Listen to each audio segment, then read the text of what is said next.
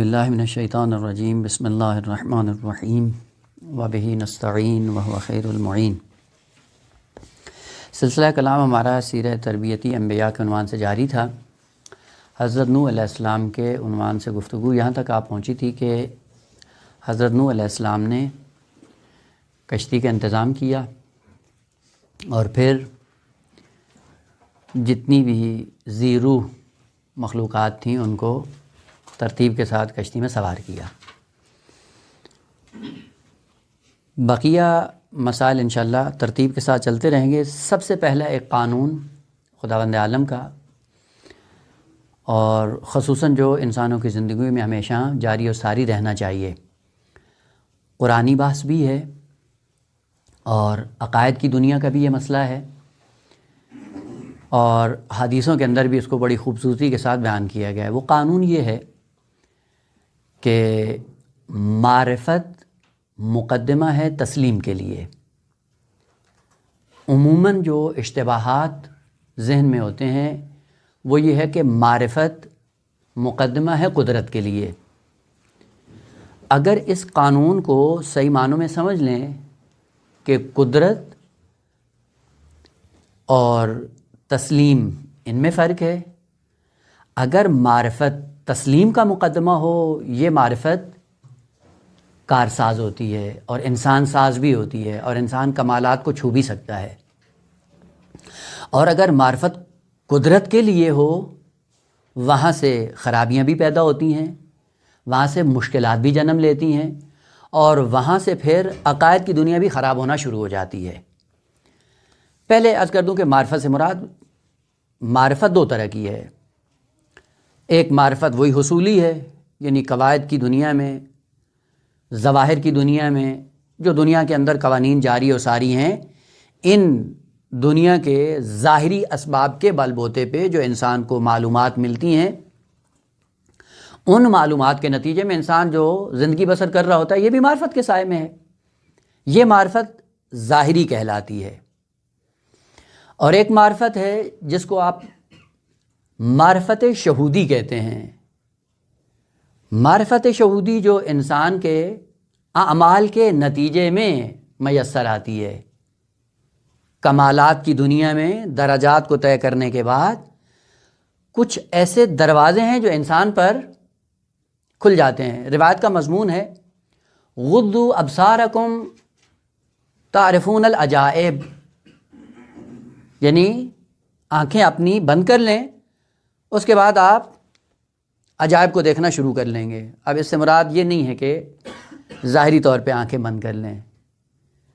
غضوا ابصارکم، آنکھیں جھکا لیں، یعنی اپنی آنکھیں، اپنی نگاہیں، اپنی زندگی محرمات سے بچا لیں، اس کے بعد دیکھیں کہ شہود کے دروازے انسان پر کھلنا شروع ہو جاتے ہیں۔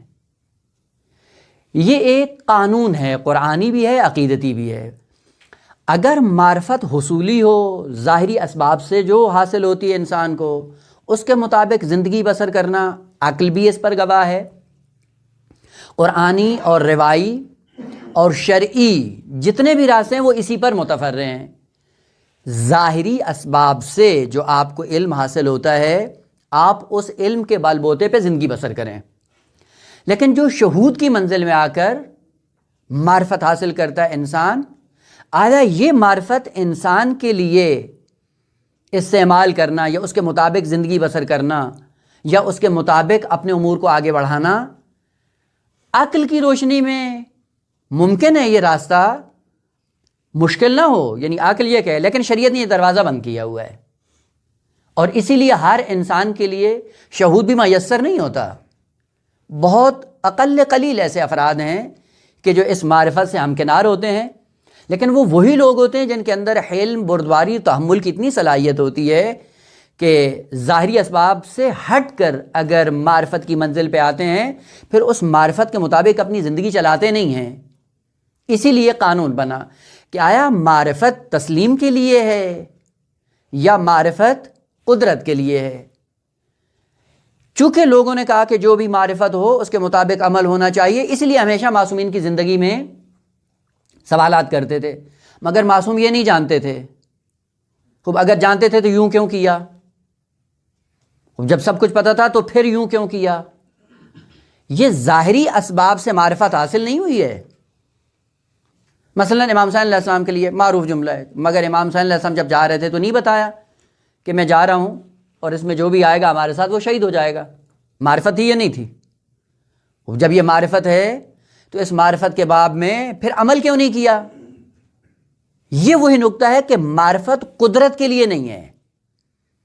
معرفت جو معرفت شہودی ہے یہ تسلیم کے لیے ہے، یعنی جتنی معرفت بڑھتی جاتی ہے اتنا خالق کی بارگاہ میں تسلیم تر ہوتے جاتے ہیں۔ سب کچھ قدرت رکھنے کے باوجود پیاسا لب ہو کر لاشیں اٹھانا یہ تسلیم کی دنیا ہے، قدرت کی دنیا نہیں ہے۔ وَإِلَّا اگر یہ معرفت قدرت کا ذریعہ ہوتا تو وہ کچھ بھی کر سکتے تھے اور کچھ بھی ہو سکتا تھا، لیکن نہیں، یہ معرفت شہودی انسان کے لیے تکلیف ساز نہیں ہے، بلکہ انسان کے درجات میں تسلیم کو زیادہ کرتی ہے۔ جتنی معرفت بڑھتی جاتی ویسے ویسے لہذا اپنی آنکھوں کے سامنے سب کچھ کٹتا ہوا دیکھتے ہیں لیکن زبان پہ شکوہ بھی نہیں آتا ہے۔ اس سے پتہ چلتا ہے کہ معرفت شہودی قدرت استعمال کرنے کے لیے نہیں ہوتی، بلکہ معرفت شہودی ہمیشہ خالق کی بارگاہ میں تسلیم ہونے کے لیے ہوتی ہے۔ اب یہ مقدمہ، اسی مقدمے کے تحت حضرت نوح علیہ السلام نے بھی یہ کام انجام دیا، کہا سفینے میں سوار ہو جائیں۔ سفینے میں سوار ہونے کے بعد آیا حضرت نوح علیہ السلام کو پتہ نہیں تھا کہ یہ کام کیا ہوگا کیا نہیں ہوگا؟ سب کچھ جانتے تھے، اللہ کے نبی تھے، معرفت شہودی پہ فائز تھے، اور اس معرفت شہودی پہ فائز ہونے کے بعد جتنی بھی مشکلات ہیں وہ ساری کی ساری برداشت کرتے آ رہے ہیں۔ وہ جب سب کچھ جانتے تھے تو ایسے مقدمات کیوں فراہم نہیں کیے؟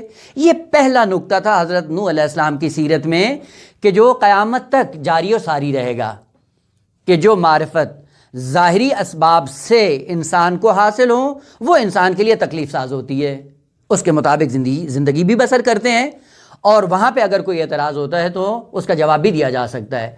لیکن جو معرفت شہود کی دنیا سے انسان کو حاصل ہوتی ہے وہ معرفت تسلیم کا مقدمہ ہوتی ہے، قدرت کا مقدمہ نہیں ہوتی۔ لہذا کسی معصوم نے اپنی زندگی میں وہ معرفت شہودی کے باب میں آ کر اپنے اسباب کو ٹالا نہیں ہے، بلکہ جتنی معرفت شہودی بڑھتی گئی اتنا تسلیم ہونا ان کا خدا کے مقابلے میں خاموش رہنا بڑھتا چلا گیا۔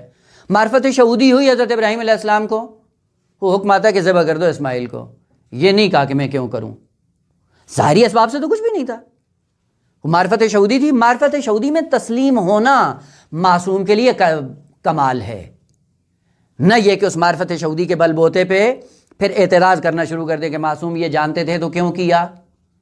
جانتے تھے نہ ظاہری اسباب سے، معرفت شہودی کے باب میں۔ اور معرفت شہودی قدرت کے لیے مقدمہ نہیں ہوتا، توانائی کے لیے نہیں ہوتا ہے، اپنا زور جمانے کے لیے نہیں ہوتی ہے، بلکہ کمالات اور درجات کو طے کرنے کے لیے ہوتی ہے۔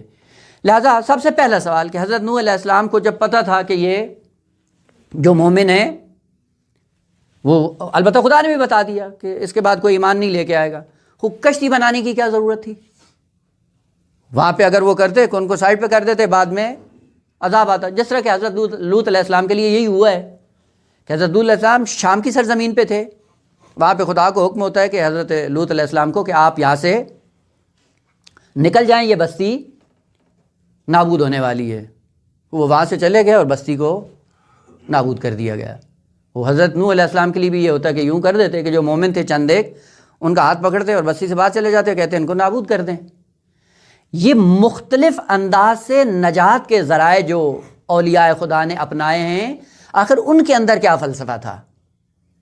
دیکھیں، بعض ایسے اسباب ہیں جو موقت ہیں، آئے، رونما ہوئے اور ختم ہو گئے، اور ایک ایسا سلسلہ ہے جو دائمی ہے، جو ولی خدا سے شروع ہوگا اور قیامت تک جاری رہے گا، شکلیں اس کی مختلف ہوتی رہیں گی، ان کے لیے پھر انتظام بھی الگ سے ہوتا ہے۔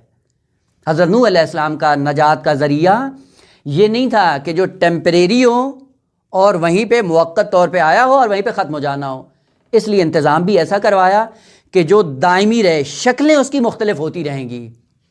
سفینے کا انتظام کرنا، سفینے کے لیے طبقات کو مقرر کرنا، اور پھر سفینے کا پانی پہ چلنا اور پانی کو اس کے اندر نہ آنا، اور پھر کس طرح سے چلتا ہے وہ انشاءاللہ قرآنی عباس میں۔ یہ سفینے کا سلسلہ جو شروع ہوا ہے، یہ ایسا نہیں ہے کہ یہ سفینہ موقت ہو، یہ سفینہ دائمی ہے۔ جب بھی بشریت مشکلات کا شکار ہوگی اس کے لیے سفینے کا انتظام کیا جائے گا، اور وہ سفینہ حضرت نوح علیہ السلام نے اس زمانے میں چند لکڑیوں کو اکٹھا کر کے بنایا، بنانے کے بعد وہی سفینہ نجات کا سبب بن گیا، اور اس سفینے کی شکلیں مختلف ہوتی رہیں گی انشاءاللہ، آخر باس میں اس کی طرف بھی اشارہ کروں گا۔ سفینہ آمادہ ہو جاتا ہے، سب سوار ہو جاتے ہیں، سوار ہونے کے بعد اب حکم یہ ہوتا ہے، قال حضرت نوح علیہ السلام نے حکم دیا، ارکبو سوار ہو جائیے، کشتی میں سوار ہوں، فیہا، پہلے بھی اشارہ کیا تھا کہ یہ کلمہ فی بتا رہا ہے کہ اس کے طبقات ہے، چونکہ آپ کو پتہ ہے کہ روایات کے اندر ہے کہ 40 دن تک بارش کا سلسلہ بھی جاری رہا، اور تنور کے اندر سے بھی پانی فوران کی صورت میں نکلتا رہا، اور جب وہ پہاڑوں کی چوٹیاں بھی پانی کے اندر گم ہو گئیں اس کے بعد یہ کشتی نے چلنا شروع کیا۔ قال ارکبوا فیہا، سوار ہو جائیے اس میں۔ بعد والے جملے بڑے خوبصورت ہیں کہ بسم اللہ مجریہا و مرساہا، یا اب وہ تجوید کے مطابق مجریہا و مرساہا، البتہ یہ کلمات 3 طرح سے پڑھے جا سکتے ہیں۔ بسم اللہ مجراہا و مرساہا، بسم اللہ مجراہا و مرساہا، بسم اللہ مجریہا و مرساہا، یعنی مجرا 3 طرح ہیں، مجرا، مجرا، مجری، 3 کلمات، اور وہ بھی بعد والا کلمہ بھی اسی طرح ہے، مرسا، مرسا، مرسی۔ یہ 3 کلمات کس طرح سے ہیں؟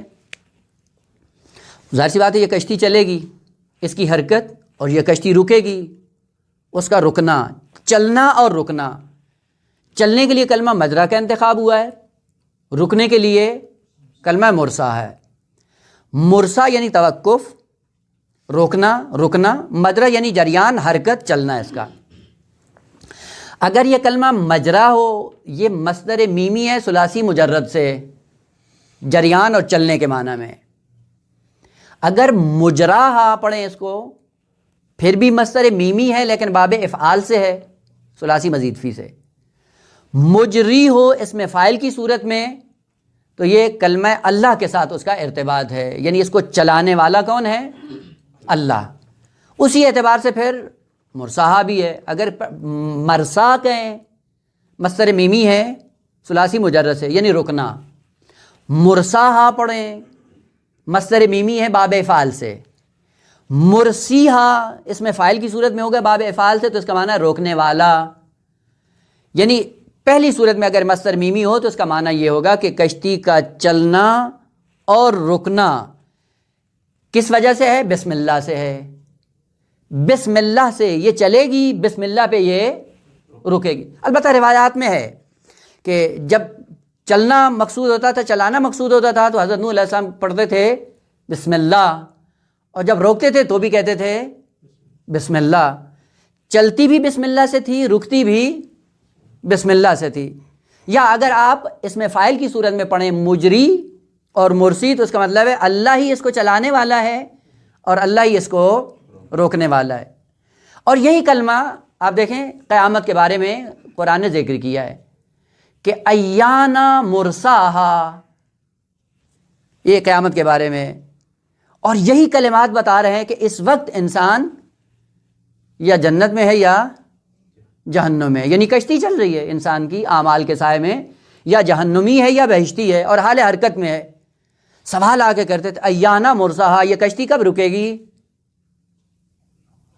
ایانا مرساہا، کب اپنے لنگر کے ذریعے اس کشتی کو روکا جائے گا؟ اس کا مطلب ہے کہ ہم چلتی پھرتی یا بہشت ہیں یا چلتی پھرتی جہنم میں، روکنے کی ضرورت ہے۔ وہ جو رکے گی اسی کا نام قیامت ہے، رک جائے گی، قائم ہو جائے گی، استوار ہو جائے گی۔ بس جریان اس کا چلنا وہ بھی بسم اللہ سے اور رکنا بھی بسم اللہ سے۔ سوال، حضرت نوح علیہ السلام کرتے کیا تھے؟ جب چلانا مقصود ہوتا تھا تو کہتے تھے بسم اللہ، اور جب روکنا ہوتا تھا تو بھی کہتے تھے بسم اللہ۔ آپ بسم اللہ کہیں تو وہ نہیں چلتی ہے، آپ بسم اللہ کہیں تو وہ نہیں رکتی۔ حضرت نوح علیہ السلام جب بسم اللہ کہتے ہیں تو رکتی بھی ہے اور چلتی بھی ہے۔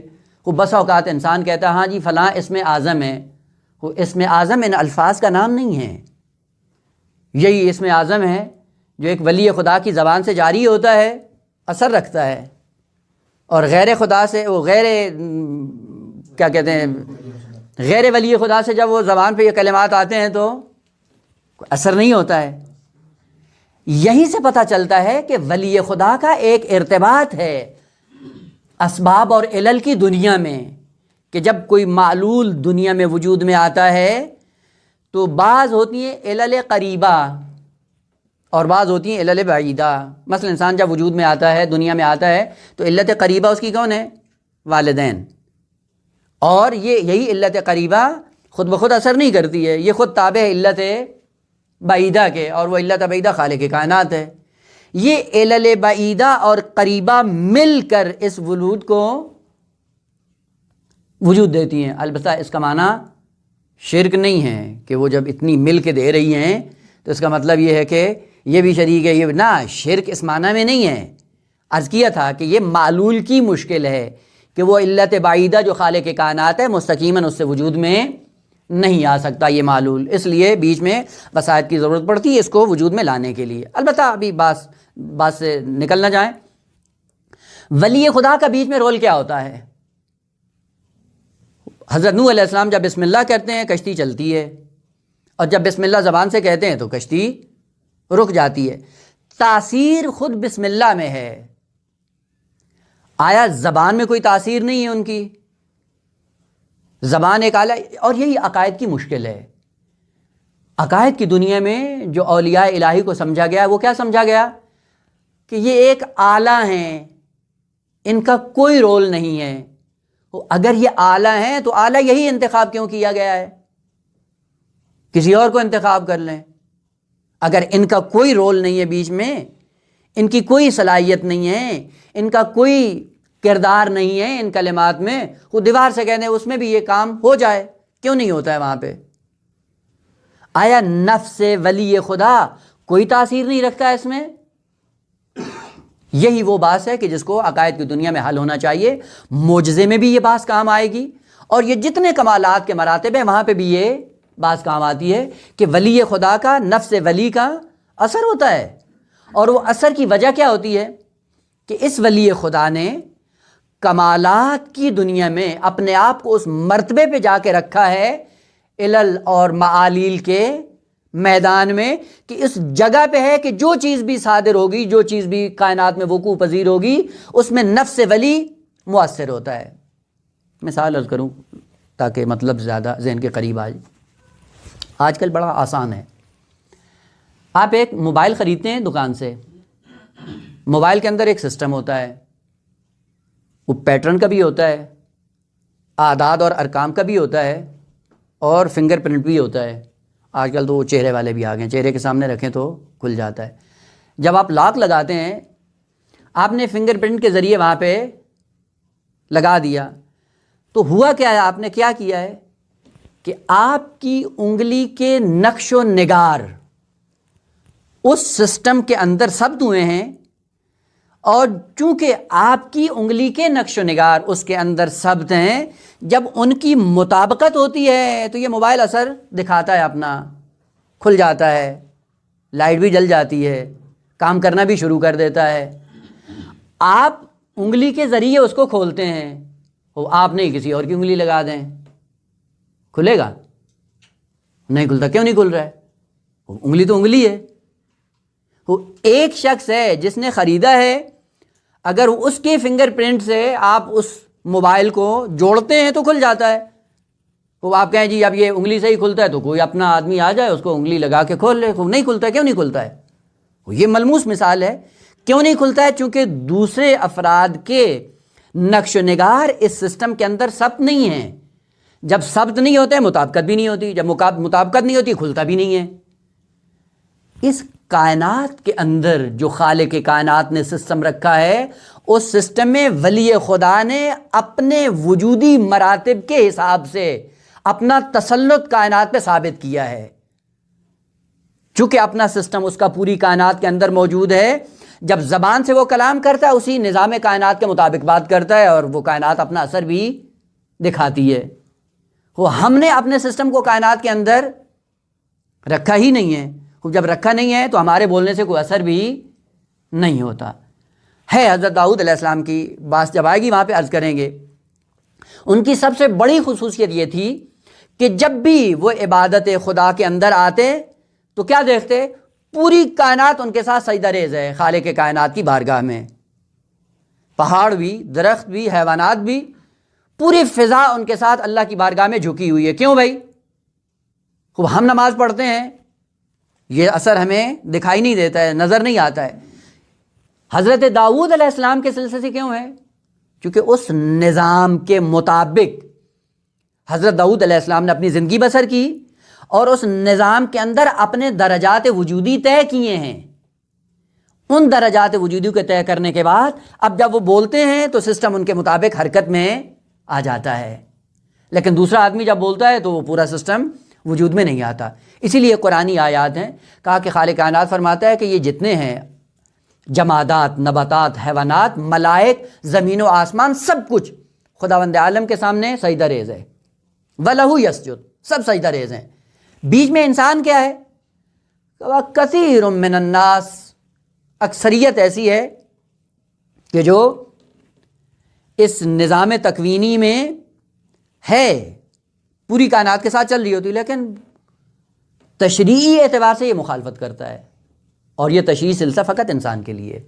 یعنی اگر تکوین کے سائے میں اس کو ساجد بنانا ہوتا تو جہاں پوری کائنات خدا کے لیے ساجد بنی ہوئی، یہ بھی ساجد بن جاتا، لیکن خدا نے کہا کہ تمہیں تکوینی اعتبار سے ہمیں ساجد نہیں بنانا ہے، تشریعی اعتبار سے آ کے اپنے آپ کو سجدے کی منزل پہ لے کے آؤ۔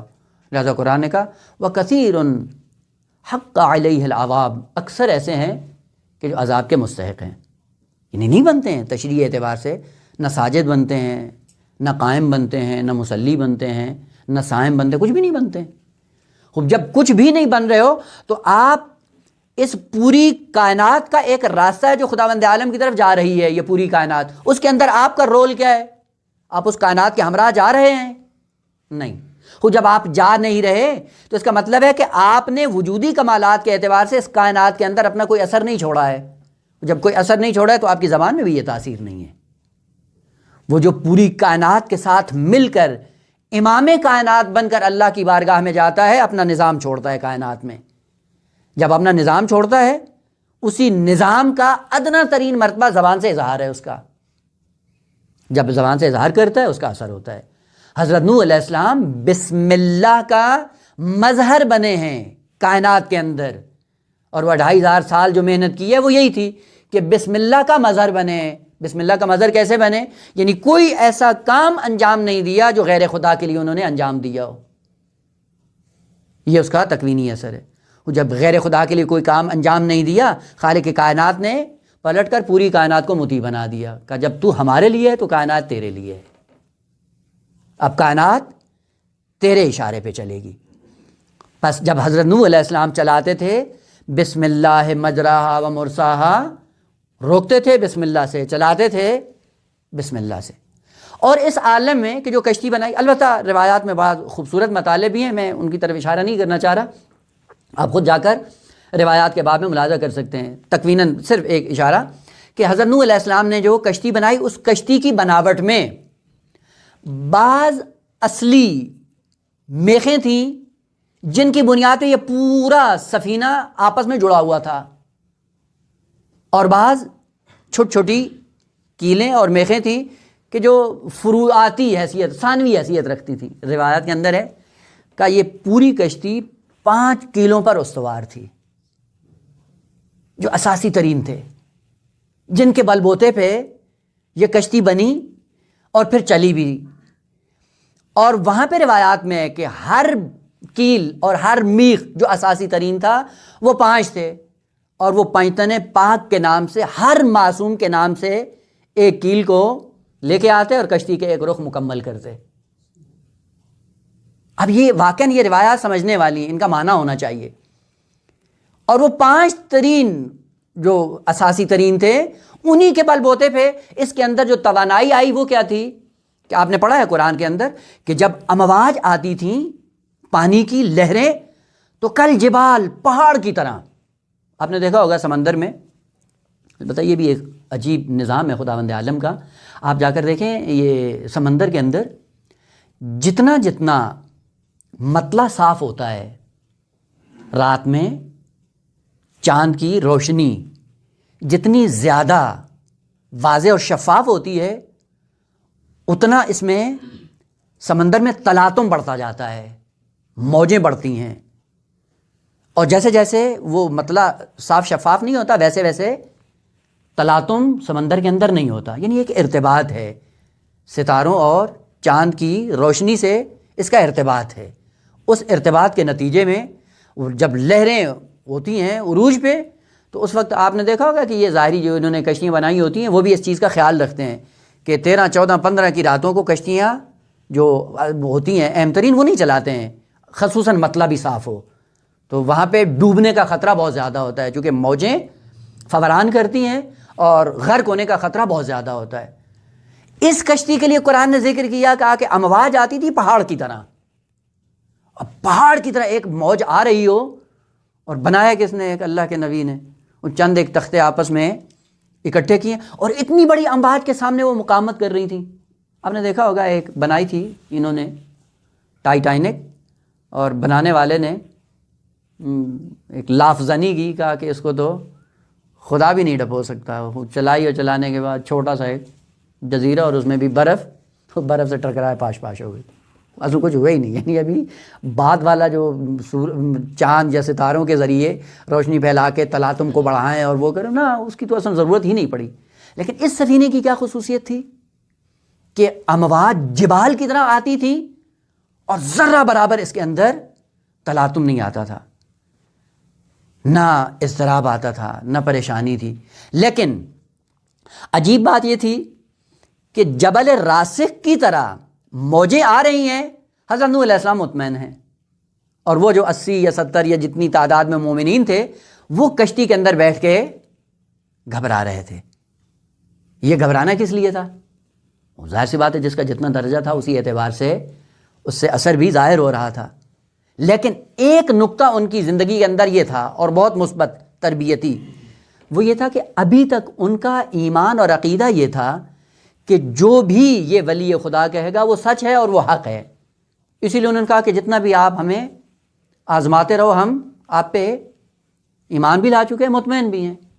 اور یہ روایات نے ذکر کیا کہ جب امواج آتی تھیں ایک اضطراب اور خوف اور وحشت ان کے دل میں نمودار ہوتی تھی.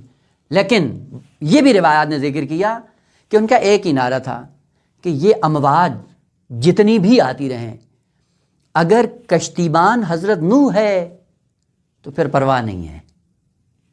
جتنی بھی آتی رہیں، غرق ہونا اور اس کا ڈوبنا یہ ممکن نہیں ہے اگر ولی خدا اس میں بیٹھا ہوا ہے.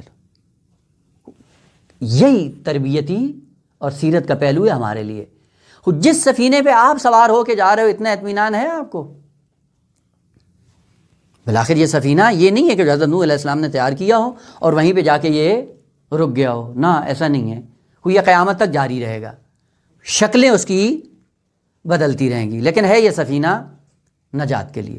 اگر اس سفینے پہ سوار ہونا ہے تو سب سے پہلے شرط یہی کہ ایمان خالص ہونا چاہیے. اگر ایمان خالص نہیں ہے سفینے میں داخل ہونے کی اجازت نہیں ہے. ایمان بھی وہ آزمائش کے بعد جو قابل قبول ہو، وہ اگر ایمان انسان حاصل کر لے اس کے بعد اجازت ملتی ہے کہ ہاں اس میں آ جاؤ. وہ جب آ جاؤ تو پھر کیا ہے؟ دوسری علامت کہ اگر اس کے اندر سوار ہو گئے تو پھر سب سے پہلی خصوصیت اس سفینے کی یہ ہے کہ جو ولی خدا کے زیر سایہ تعمیر ہوتا ہے اس کی خصوصیت یہ ہے کہ ولی خدا کے ساتھ چلنے کے لیے الا ان اولیاء اللہ لا خوف علیہم ولا هم یحزنون، کبھی خوف اور حزن نہیں آئے.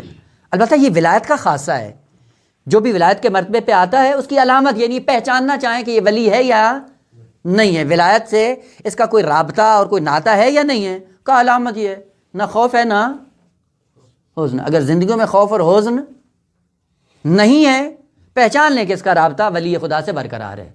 البتہ خوف کا تعلق کس سے ہے اور حزن کا تعلق کس سے ہے؟ خوف کا تعلق ماضی سے ہے، حزن کا تعلق مستقبل سے ہے۔ یعنی ماضی میں کچھ ایسے اقدامات انجام دیے ہوئے ہیں کہ جن سے انسان ہمیشہ خوف زدہ رہتا ہے، کل اس کا اثر ظاہر نہ ہو جائے۔ وہ جب اثر ضائع ہو اس سے ڈرتا ہے، وہ اثر ظاہر ہوگا تو کیا ہوگا؟ ذلت ہے، رسوائی ہے۔ ماضی میں کوئی گناہ انجام دیا، اب یہ خوف زدہ ہے کہ جس دن برملا ہو گیا معاشرے میں عزت کیا رہے گی۔ اگر ایسے اقدامات انسان کی زندگی میں نہ ہوں وہ خوف زدہ نہیں ہوتا۔ حزن کا تعلق استقبال سے ہے، یعنی کچھ ہے انسان کے ہاتھ میں، ہمیشہ ڈرتا رہتا ہے وہ کل کو یہ چھن گیا تو کیا ہوگا، کہیں کی پوسٹ مل گئی، کوئی عہدہ مل گیا، کوئی منصب مل گیا، پیسہ مل گیا، دنیا مل گئی، تو ہمیشہ خوف زدہ ہوتا ہے، محزون، مغموم، پریشان، کیا ہوا ہے بھائی، یہ جو آج کل ہے یہ کل کو نہ ہوا تو کیا ہوگا۔ اسی لیے خالق کائنات نے علامت ذکر کی اولیاء کی، کہا کہ ان کی زندگیوں کے اندر کبھی خوف نہیں ہوتا اور کبھی حزن نہیں ہوتا۔ آپ نے دیکھا ہے بینک میں جو کیشیئر ہوتا ہے، آپ اس کو پیسے دیں، آپ جب دیتے ہیں خوش ہوتا ہے؟ نہیں، اگلے دن آ کے واپس لے لیں پریشان ہوتا ہے۔ بہترین پیسہ ہے، مال ہے، دنیا ہے، لاکھوں کروڑوں کی تعداد میں گنتا ہے، رکھ لیتا ہے، جب لے رہا ہوتا ہے تو بھی خوش نہیں ہوتا، جب دے رہا ہوتا ہے تو پریشان بھی نہیں ہوتا۔ وجہ کیا ہے؟ اس عقیدے سے آتا ہے کہ میرا ہے ہی نہیں۔ جب وہ دیتے ہیں تو رکھ لیتا ہے، جب لیتے ہیں تو دے دیتا ہے۔ یہ ایک چھوٹا سا نمونہ ہے۔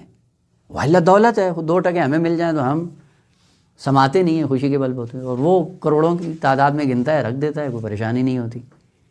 مشکل کیا ہے؟ اس نے زندگی کو یوں استوار کیا کہ یہ میرا نہیں ہے، یہ میرے کا تعلق ختم کر دیں، آپ بھی ولی خدا ہیں۔ جو خدا نے دیا ہے سمجھیں یہ امانت ہے، وہ کل لے لے گا، امانت ہے، لے لی، پریشانی نہیں ہے۔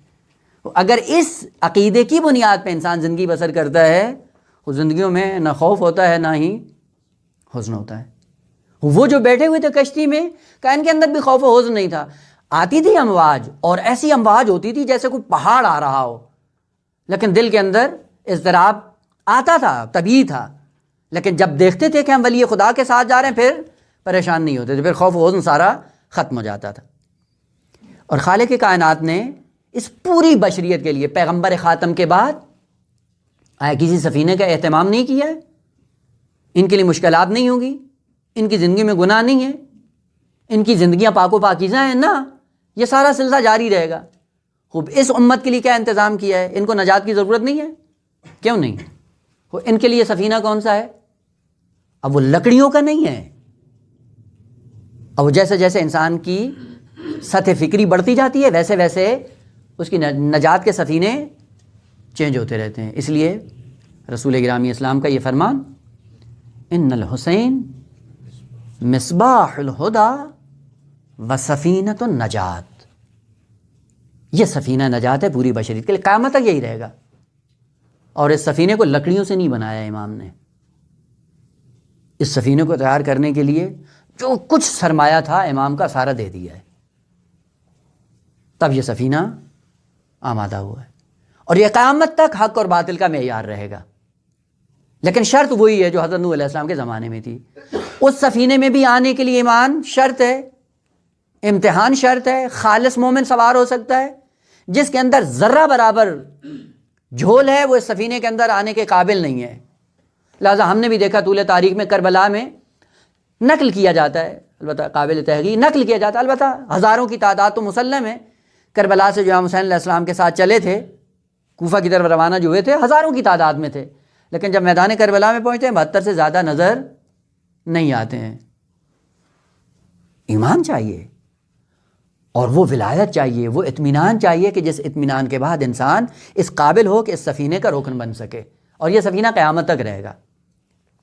خوبصورت یہ الفاظ ہیں، خالق کائنات حضرت نوح علیہ السلام کے زبان سے یہ ارشاد فرماتا ہے کہ قال ارکبوا فیہا، سوار ہو جائیے سفینے میں۔ پھر سفینے کی خصوصیت کیا ہے؟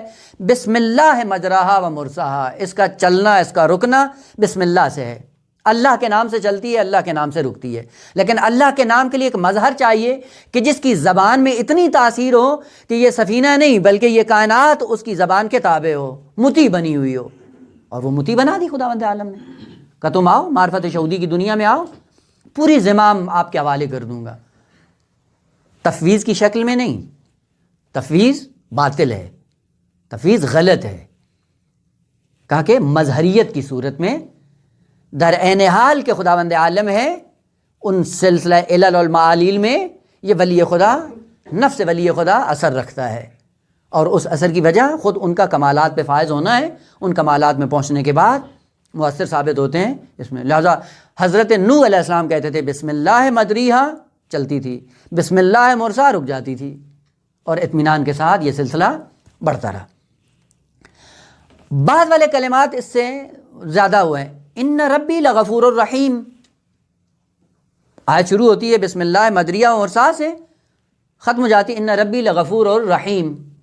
تعجب ہے، کیا کلمات ہیں، یعنی شروع وہاں سے ہو رہی ہے اور کلمات ان پہ ان ربی لغفور الرحیم اس پہ ختم ہو رہی ہے۔ البتہ میں نے پہلے بھی عرض کیا، ممکن ہے بعض برادران کے لیے یہ بات تکراری ہو، لیکن علوم قرآن کی یہ بحث ہے کہ آیات جتنی بھی قرآن میں ذکر ہوئی ہیں، ان آیات کا ایک صدر ہے، یعنی شروع میں کچھ کلمات ہیں، اور آیات کا کچھ ذیل ہے، جن کلمات پہ، جن اسباب پہ یہ آیات ختم ہو جاتی ہیں۔ صدر اور ذیل میں آیا کوئی ارتباط ہے یا نہیں ہے؟ یعنی ایسے ہی وہ شاعروں کی طرح جس طرح وہ ردیف اور قافیہ بنا کے اپنے شعر کہنا شروع کر دیتے ہیں، بے معنی آیا، اس طرح ہے معاذ اللہ، یا نہ آیت کے صدر اور ذیل میں آپس میں ارتباط ہے۔ وہ علوم قرآن کی بات ہے اور تفسیری نکتہ بھی ہے۔ جتنی بھی آیات قرآن میں ہیں، البتہ پہلے مرلے میں آیات اور پھر بالاتر مرتبے میں سور، یعنی ایک سورت اول سے آخر تک، مثلا فرض کریں ایک سورت میں 10 آیتیں ہیں، آیتوں کا ارتباط آپس میں، اور پھر 10 آیتوں کا مکمل کلی طور پہ ان کا آپس میں ارتباط، وہ کیسا ہے؟ اس لیے کہا جاتا ہے کہ ایک سورت چند آیات پر جو مشتمل ہے، یہ چند آیات ایک ہدف میں شریک ہیں، اس ہدف خاص کے بل بوتے پہ اس سورت کا انتخاب ہوا ہے۔ اس سورت میں بسم اللہ کا کیا رول ہے اسی ہدف خاص کے لیے، اسی لیے مبنی امامیہ ہے کہ ہر سورت میں بسم اللہ تکرار نہیں ہے، ہر سورت کے اندر بسم اللہ جز ہے، اور ہر سورت کا ایک ہدف ہے، اس ہدف کو بیان کرنے کے لیے بسم اللہ کو بیان کیا جاتا ہے۔ یہیں سے پتہ چلتا ہے کہ بسم اللہ الرحمن الرحیم مشترک لفظی ہے، یعنی ہر سورت میں اس سورت کے ہدف اور مضمون کے معنی میں بسم اللہ ہوتا ہے۔ لہذا بسم اللہ الرحمن الرحیم حمد میں اس کا معنی الگ ہے، وہ بسم اللہ جو سورہ بقرہ میں تکرار ہو رہی ہے اس کا معنی الگ ہے۔ لہذا ہر سورت میں بسم اللہ کا معنی تکرار ہوتا رہے گا، اور تکرار کس طرح سے ہوگا؟ جو مضمون اس سورت کا ہے، اس مضمون کے لیے جو کمال چاہیے ہوگا وہ کمال بسم اللہ سے صادر ہوگا۔ بس بسم اللہ کیا ہے؟ جمیع کمالات کا واجد ہے، جس کمال کو آپ بیان کرنا چاہیں گے وہاں پہ بسم اللہ کا اظہار کریں گے۔ خوب، اب پہلے آیات میں آتے ہیں۔ آیات میں صدر آیت اور ذیل آیت، علماء نے ذکر کیا ہے کہ ذیل آیت علت ہے صدر آیت کے لیے، یعنی آیت کے شروع میں جو مطلب بیان ہوا ہے وہ معلول ہے، اور جن کلمات پہ، جن اسماء پہ آیت ختم ہو رہی ہیں وہ اسماء علت ہیں اس صدر کے لیے۔ مثلا ایک مثال پہلے آج کا جو ملموس ہے زیادہ، آپ کہتے ہیں کہ قرآن کی آیت ہے، میری بات نہیں ہے، لا تدرکہ الابصار وہو یدرک الابصار وہو اللطیف الخبیر، آیت ختم ہو گئی، کیا ہوا؟ اور آپ لوگوں کے بقول یہ شکل اول کی صورت میں برہان ذکر کیا خالق کائنات نے، یہ صاحبان علم جن کو پتہ ہے، اور تعلیل کی صورت میں بھی ذکر ہو سکتا ہے، شکل اول کی صورت میں بھی ذکر ہو سکتا ہے۔ لا تدرک الابصار، کیوں بھائی؟ شکل اول بھی بنائی جا سکتی ہے، البتہ چونکہ سامع ممکن ہے کئی اور ہوں تو پریشان نہ ہوں، وہ آسانی کے ساتھ. لا تدرک الابصار کیوں بھائی؟ آخر میں لأنہ لطیف وہو اللطیف، علت ذکر ہو رہی ہے وہاں پہ.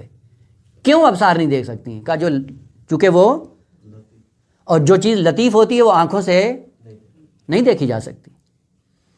وہو یدرک الابصار، وہ آنکھوں کو دیکھ سکتا ہے. کیوں بھائی؟ لأنہ خبیر، جو خبیر ہوتا ہے وہ ہر شے سے آگاہ ہوتا ہے. یہ وہو اللطیف الخبیر یہ علت ہے صدر آیت کے لیے. لا تدرک الابصار وہو اللطیف یعنی لأنہ لطیف، وہو یدرک الابصار کیوں؟ وہو الخبیر یعنی لأنہ خبیر، یہ علت ہے اس کے لیے. خوب اب یہاں پہ آئیں. خالق کائنات نے کہا بسم اللہ مجریہا یا مجراہا و مرساہا ان ربی لغفور الرحیم. خوب ان کلمات کو کیوں انتخاب کیا ہے؟ خوب ہر ایک کلمات کے لیے. اب میں پھر مثال کا سہارا لوں گا. اب دیکھیں اگر کسی بلڈنگ کو آپ نے رنگ کرنا ہو، خوبصورت بنانا ہو تو کیا کرتے ہیں پہلے؟ اب یہ تو ملموس مثال ہے نا، دیکھتے ہوں کہ گھروں میں بھی یہ کام ہوتا رہتا ہے. پہلے کیا کرتے ہیں؟ گھر کے اندر دیواروں میں چھت میں جو سوراخ ہوتے ہیں ان کو پہلے بند کرتے ہیں. بند کرنے کے بعد پہلے اس سطح کو ہموار کرتے ہیں. ہموار کرنے کے بعد چھوٹا بہت جسے فارسی میں کہتے ہیں لکا گیری کرتے ہیں.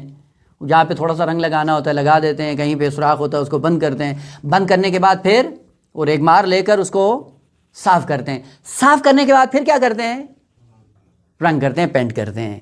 یہ آپ نے ملموس، اور اس کے بعد وہ بلڈنگ کیا ہو جاتی ہے؟ خوبصورت ہو جاتی ہے. اگر کسی چیز کو آپ کو خوبصورت بنانا ہے، مزین بنانا ہے اور اس کی خوبصورتی کا لحاظ کرنا ہے تو یہی کام کرتے ہیں. پہلے ڈینٹنگ ہے پھر پینٹنگ ہے. اس ڈینٹنگ کے لیے جو عربی میں کلمہ استعمال ہوتا ہے اسے غفور کہتے ہیں. پہلے چیزیں جو ہیں، جو سوراخ ہیں وہ پہلے بند کریں، ہموار کریں زمین کو. ہموار کرنے کے بعد اب اس کو پینٹ کرنا ہے. پینٹ کس کے ذریعے کیا جاتا ہے؟ کہ رحمت کے ذریعے. اور ان دونوں کو جب استعمال کرتا ہے انسان اس کو ربوبیت کہتے ہیں. یعنی ایک رنگکار بھی تو چاہیے. وہ جو کر رہا ہوتا ہے اس کو رب کہتے ہیں، اور جو کر رہا ہوتا ہے اس کے کام کی دو نوعیت ہوتی ہیں. پہلے رنگکار ہو، ان سوراخوں کو بند کرے، ریگ مار کے ذریعے ان کو صاف کرے، پھر اس کے اوپر کلر کر دے. کلر کرنے کے بعد جب آتے ہیں دیکھنے والے کہتے ہیں کیا خوبصورت ہے. خالق کائنات چونکہ رب ہے، ربوبیت کے سائے میں کائنات کو کمال تک پہنچائے گا، تو جو ان کے اندر کمی کاسی نقائص ان کو دور کریں. کا 1,500 سال کا عرصہ چاہیے تھا، وہ خالق کائنات نے ہموار کیا. جو منافق تھے ان کو الگ کیا، جو کافر تھے ان کو الگ کیا، جو بے ایمان تھے ان کو جدا کیا، اور جو خالص بچ گئے ان کے سوراخ بند کیے. سوراخ بند کرنے کے بعد ان کو جب ہموار کیا، ہموار کرنے کے بعد کہا کہ اب ہم رب ہیں. کیا کرنا چاہ رہے ہیں؟ نجات دینا چاہ رہے ہیں. نجات رحمت کے سائے میں آئے گی. لہذا خالق کائنات نے کیا کہا؟ بسم اللہ مجریہا و مرساہا. اس کا چلنا اور رکنا اللہ کے نام سے ہے. لیکن یہ چلنا اور رکنا ایسے نہیں ہے کہ آج ہم چلا رہے ہوں نا. ایک زمانہ لگا ہے، اور اس زمانے کو لگانے کے بعد ہم نے ایک سطح پہ ہموار کیا ان کو. اور ہموار کیسے ہوئے ہیں؟ زمانہ لگا تھا خالص 70-80 آدمیوں کو الگ کرنے کے لیے. جب وہ الگ ہوئے ہیں کہا اب یہ ہماری رحمت کے سائے میں چلے گی. لیکن اس رحمت کا مظہر ہمارا ولی خدا ہے، حضرت نوح علیہ السلام. اب زبان اس کی تاثیر اسی کے اندر ہوگی. البتہ مطلب اس سے دقیق تر ہے قرآنی کہ ان ربی لغفور الرحیم. رب جو اس سے لے کے جا رہا ہے کہ مغفرت کے سائے میں لے کے جائے گا. لیکن مغفرت جب رحمت کے سائے میں ہوگی وہ انسان کے لیے کمال کا باعث بنتی ہے. اگر مغفرت کے ساتھ، غفاریت کے ساتھ رحمت نہ ہو، یہ مغفرت بھی کسی کام نہیں آتی. لہذا دوسرا نقطہ، آپ قرآن میں جہاں جہاں پہ بھی لفظ مغفرت کا تعلق ہے فوراً اس کو مزین کیا گیا لفظ رحمت کے ساتھ. یعنی ڈینٹنگ کو چھوڑ نہیں دیا گیا ہے. ڈینٹنگ کے بعد پینٹنگ ہے اور ہمیشہ ہے. لیکن مغفرت ہے کیا؟ یہ درجہ ہے اخلاقی اعتبار سے اور قرآنی اعتبار سے کہ اس کو انشاءاللہ بعد میں بیان کیا جائے گا.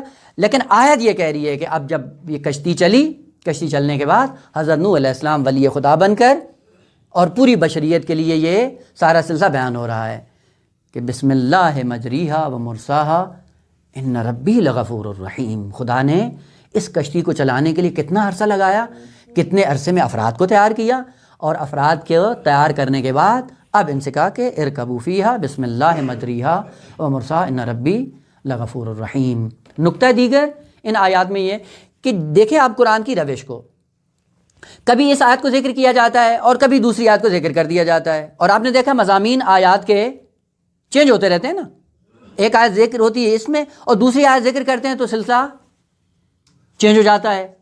اس کی وجہ کیا ہے؟ ابھی بات ہو رہی تھی حضرت نوح علیہ السلام کی کشتی کی، اور آپ یہی آیات پڑھیں گے بعد میں دیکھیں گے کیسے مضمون چینج ہو گیا۔ یہ چینج کیوں ہوتا ہے؟ یہ سارے کا سارا خطاب ہے اس بشریت کے لیے، اور دعوت عام ہے پوری بشریت کو۔ محدود نہ رہو، بہانہ نہ بناؤ۔ جب بھی کوئی بات آئے، کسی معصوم کی داستان ذکر ہو تو پلٹ کر یہ نہ کہنا وہ تو نبی تھے، وہ تو معصوم تھے، بھلے انہی معصوموں کے ساتھ کچھ ہم جیسے بھی تھے، ان ہم جیسوں نے کیا کیا ہے، یہی آپ کو دعوت دینے کے لیے۔ بس یہ مضمون آیات کا جو چینج ہوتا ہے وہ آپ لوگوں کو دعوت دینا ہوتا ہے کمال کی، اور آپ سے وہ عذر اور بہانہ چھیننا ہوتا ہے کہ کل کو یہ نہ کہو یہ تو معصوم تھے، انہوں نے کر لیا، ہم تو معصوم نہیں تھے، ہم نے نہیں کیا۔ پلٹ کے خداوند عالم کہتا ہے کہ ان معصومین کی زندگیاں بھی جا کر دیکھو آپ کی طرح تھیں، اور ان کے ساتھ جو لوگ تھے ان کی زندگیاں کیسے تھیں، وہ بھی آپ کی طرح تھیں۔ آپ کو دعوت دی جا رہی ہے کمال کی۔ بس آیات کا جو لحن چینج ہوتا ہے، جو ٹون بدلتی ہے، وہ اس لیے ہے کہ کسی کمال پہ تو آؤ۔ ہر کمال کو خالق کائنات نے ایک اپنے رنگ میں ذکر کیا ہے، اور ہر کمال کے لیے خالق کائنات نے آپ کو دعوت دی، اس پہ آ جاؤ، وہ نہیں تو اس پہ، یہ نہیں کرتے تو یہ کر لو، یہ نہیں کر سکتے تو یہ یعنی کوئی راستہ اس انسان کے لیے عذر کا خالق کائنات نے نہیں چھوڑا۔ یہ قبرستان ہے ابن بابویہ، سنا ہوگا، تہران میں مرحوم صدوق وہاں پہ دفن ہے۔ وہیں پہ ایک عامی آدمی دفن ہے بنام مرشد چلوئی، وہ چاولوں کا تھا، اس کا یعنی دکان تھی، چاول پکاتا تھا اور بیچتا تھا، اس کی وجہ سے نام اس کا مرشد تھا۔ ابھی بھی آپ گوگل پہ سرچ کریں گے تو آپ کو مل جائے گا۔ عجیب انسان تھا، عامی آدمی تھا، عام دکان تھی اس کی، کھانا دیتا تھا اور اس نے لکھا ہوا تھا کہ کھانا ادھار پہ بھی لے جائیں، اگر پیسوں کی ضرورت ہے تو پیسے بھی لے جائیں، جب ہو دے دینا۔ اور عجیب بات یہ ہے کہ بعض لوگوں کو بھیجتے تھے کہ جاؤ وہاں سے کھانا لے کے آؤ، اور اس کو جب پتہ چلا کہ یہ کھانا لے کے جاتے ہیں تو جو منگواتا ہے وہ خود ہی کھاتے ہیں، ان کو نہیں ملتا ہے۔ جب اس کو یہ پتہ چلا تو وہ جو کھانا لینے آتے تھے سب سے پہلے ان کو بٹھا کے اپنی دکان پہ پہلے کھانا کھلاتا، پھر کھانا دیتا کہ اب لے جاؤ۔ عام آدمی آگا، معصوم نہیں ہے۔ ایک دن دکان سے جا رہا تھا، جو تھوڑی بہت پونجا پانجی تھی اس نے پیسے اٹھائے اور لے کے جا رہا تھا۔ راستے میں چند اشرار ملے ڈاکو، تو انہوں نے کہا گھیر لو بھائی اس کو۔ پیسے جتنے وہ آئے انہوں نے کہا، چاقو نکالا، کہا جو پیسے دے دیں۔ تو پیسے انہوں نے نکالے، کہا کہ پیسے یہ میں تمہیں دے دوں گا لیکن میری ایک شرط ہے۔ تو انہوں نے کہا کیا شرط ہے؟ کہا کہ میرے گھر پہ چلو، پہلے میرے گھر پہ چائے پیو، پھر میں تمہیں پیسے دے دوں گا۔ انہوں نے کہا یہ تو بڑا اچھا آدمی ہے بھائی۔ لے کے گئے گھر پہ، چائے پی، انہوں نے چائے پلانے کے بعد پیسے لا کے دے دیے، کہا یہ بسم اللہ پیسے لے جاؤ۔ اب وہ پیسے تو انہوں نے اٹھائے تو انہوں نے پوچھا یہ کام کیوں کیا آپ نے؟ کہتا ہے کہ اگر وہاں پہ میں آپ لوگوں کو پیسے دے دیتا اس چاقو کے ڈر کے اس میں، تو پیسے تو میں دے دیتا آپ کو، لیکن آپ لوگوں کے لیے یہ حرام ہوتے، تصرف کرنا جائز نہ ہوتا۔ اب میں گھر پہ لایا ہوں، چائے پہ لائی ہے، تو اب میں اپنی طیب نفس سے یہ ساری رقم دے رہا ہوں تاکہ تمہارے استعمال میں حرام نہ آئے۔ ایسے افراد کہاں ہیں؟ یہ تو معصوم نہیں ہیں، یہ تو نبی نہیں ہے۔ اب جیسے اس آدمی کی یہ بات سنی انہوں نے رونے لگ گئے، پیسے رکھ دیے اور کہتے ہیں کہ آج کے بعد ہم بھی آپ کی روش پہ چلیں گے، جس دین پہ تو چلتا ہے اسی دین پہ ہم بھی چلیں گے۔ مشکل ہماری آغا، ہم نے دین کو اتنا زیبا اور خوبصورت پیش نہیں کیا ہے۔ اگر ہم نے دین کو اتنا زیبا اور خوبصورت پیش کیا ہوتا، بھلے امام صادق علیہ السلام نے قسم کھا کے فرمایا ہے، واللہ لو عرفوا محاسن کلامنا لاتبعونا۔ مشکل ہماری ہے کہ اس میں غریب کی محنت زیادہ شامل ہو جاتی ہے، جس کی وجہ سے لوگ دین سے بھاگ جاتے ہیں۔ والحمدللہ رب العالمین۔